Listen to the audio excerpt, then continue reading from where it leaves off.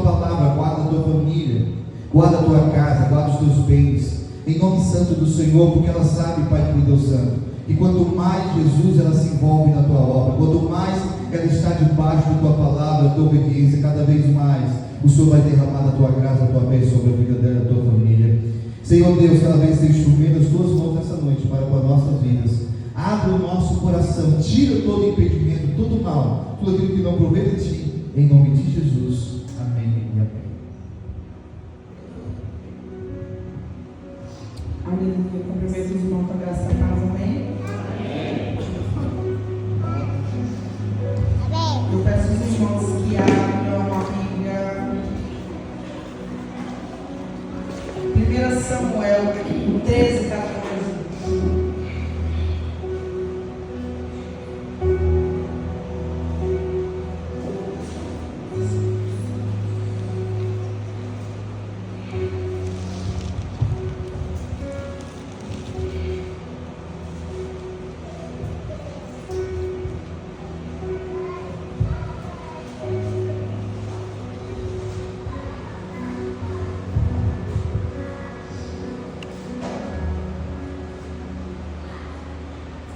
Fala bem assim: já, agora não subsidiará o teu reino. O Senhor buscou para si um homem que lhe agrada, e já lhe ordenou que seja príncipe sobre o seu povo, porquanto não guardaste o que o Senhor te ordenou. Aí vocês vão lá em Atos. Irmão, pode ficar, abre aqui a sua gente, por favor. Atos 13, 22.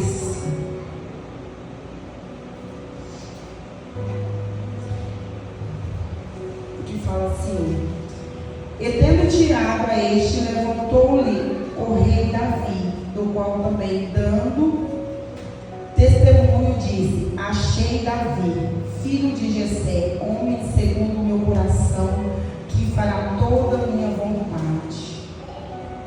Pode se sentar, irmãos.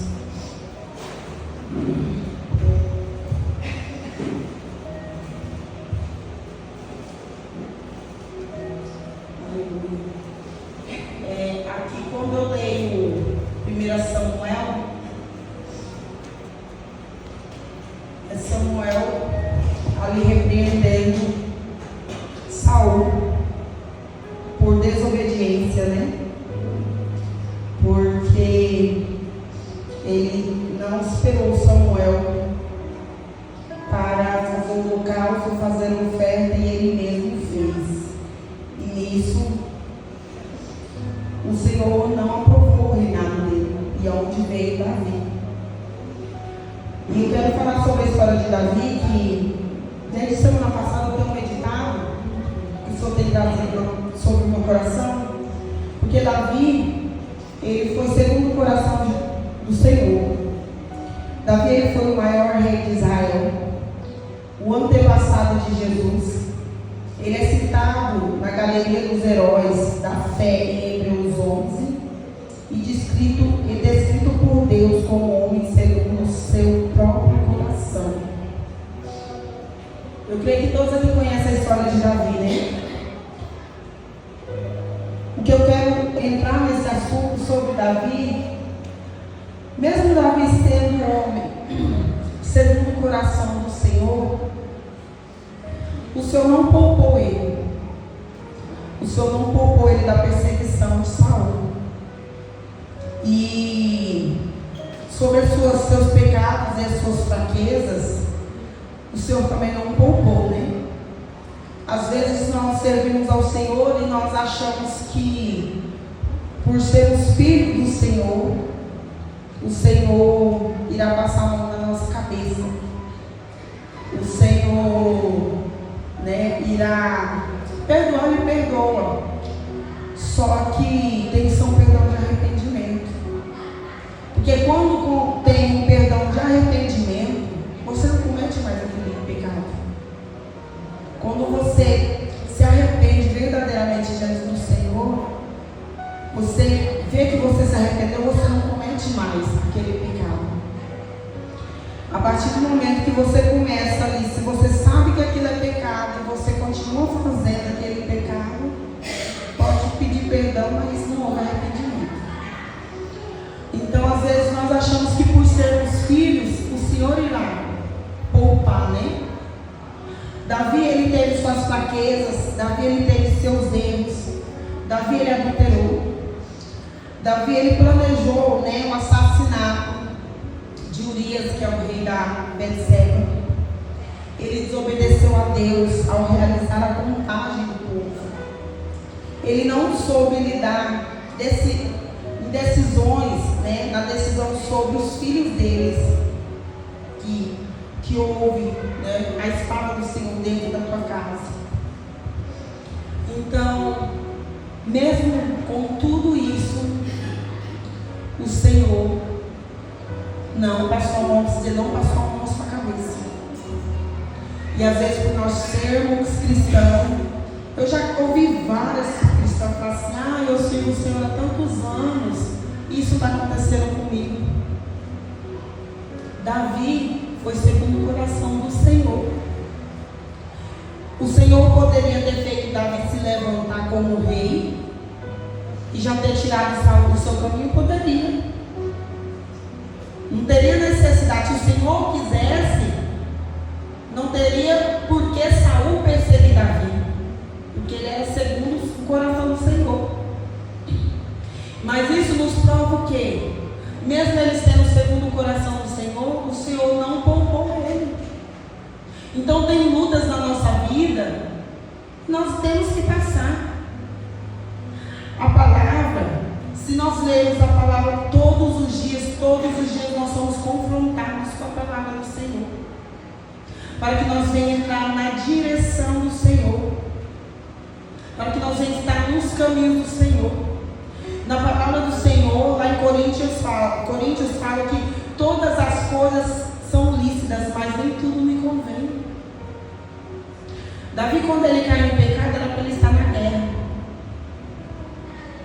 não era para ele estar em casa, no reino, era no palácio, não era para ele estar em guerra. E aquele certo momento ele caiu, e o Senhor perdoou ele.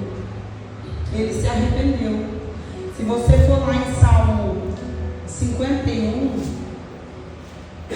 que é um salmo de arrependimento, que Davi ora ao Senhor, eu peguei algumas partes, não vou ler todo, mas olha como que Davi fala: compadeça-te de mim, ó Deus, segundo a tua benignidade e segundo a multidão das tuas misericórdias, apaga as minhas transgressões.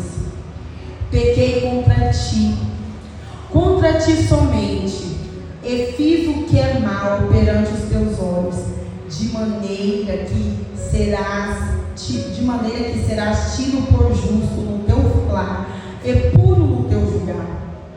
Cria em mim, ó Deus, um coração puro, e renova dentro de mim um espírito inabalável. Restitui-me a alegria da tua salvação e sustenta-me com o espírito voluntário. Então ensinarei aos transgressores os teus caminhos, e os pecados se converterão a ti. Aqui só grifei algumas partes, depois você lê em casa e medita, porque Davi, esse salmo foi uma confissão de arrependimento. Davi, ele pecou, ele caiu no adultério, ele desobedeceu ao Senhor, mas mesmo assim ele foi segundo o coração de Deus. Saul desobedeceu ao Senhor, e o Senhor lançou sobre a vida dele um espírito mau. Os dois foram rei, os dois o Senhor escolheu. Mas sabe qual que é a diferença? Davi tinha um coração quebrantado. Ele se derramava na presença do Senhor.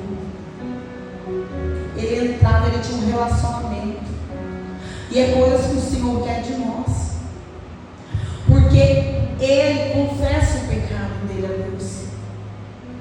E é coisa que nós temos que aprender. Chegar e confessar.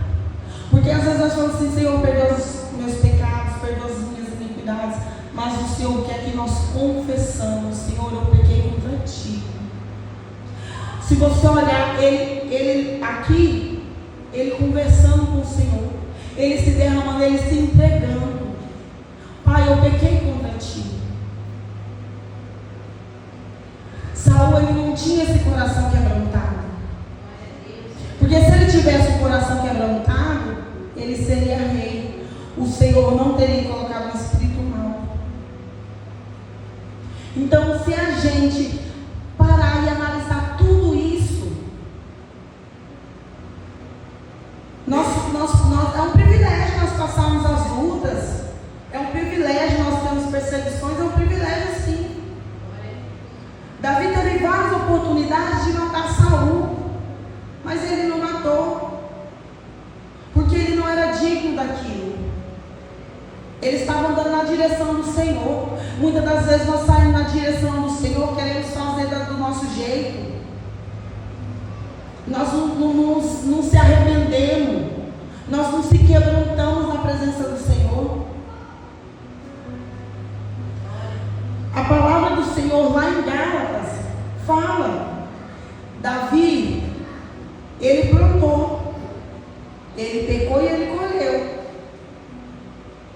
Lá na palavra do Senhor fala: se nós plantarmos as coisas ruins, nós iremos colher as coisas ruins.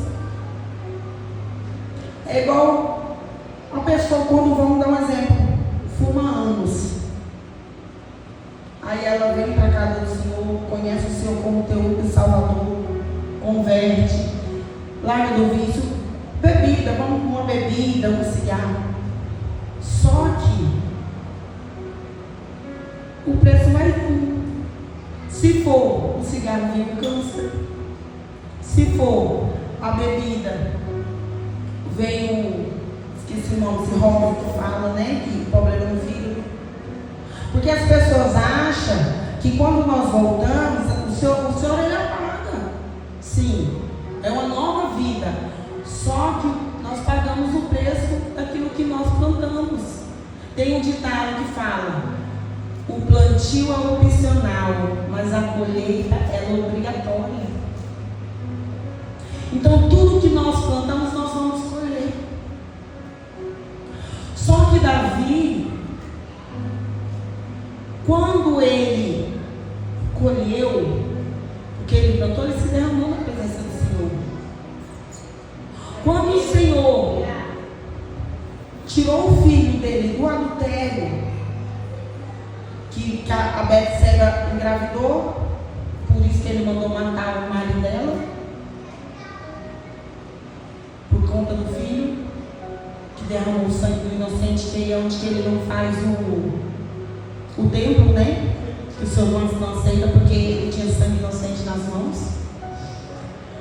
Se você for lá na história, tem até um louvor que eu gostava muito de louvar, que fala, né? Enquanto o filho dele estava lá doente, entre a vida e a morte, Davi estava orando, Davi estava jejuando, Davi estava se prostrando na presença do Senhor. A partir do momento que ele fica sabendo que o filho dele morreu, ele se levanta, ele se lava, ele senta e ele vai comer. E se você ir lá na história, você vai ver que os servos ainda falam: quando o filho estava doente, ele estava se prostrando. Agora o filho morreu, ele está bem. Mas ele ainda responde: porque quando ele ainda estava vivo, eu ainda tinha esperança do Senhor fazer algo. Agora que ele morreu, não tem mais jeito. Agora se foi. Não vai adiantar. O luto ele viveu quando o filho estava em vida. Não foi depois que o filho dele morreu. O Senhor falou que ia levar.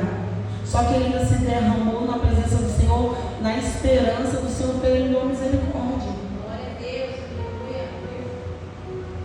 E aí você vai lá, Salomão foi um dos homens mais sábios da Bíblia. Salomão veio depois, com Davi e Betseba.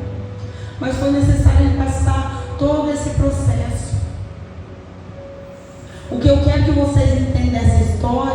é que, mesmo Davi sendo segundo o coração do Senhor, ele passou por tribulações.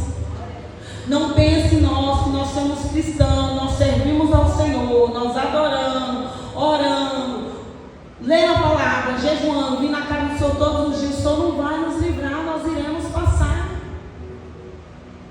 Paulo, se você ler, nós somos um projeto do Efésios, mas se você ler Gálatas, se você ler Paulo, Efésios ali, Paulo escrevendo, falando do amor, falando da redenção, falando que o Senhor veio, o Senhor nos adotou como filho.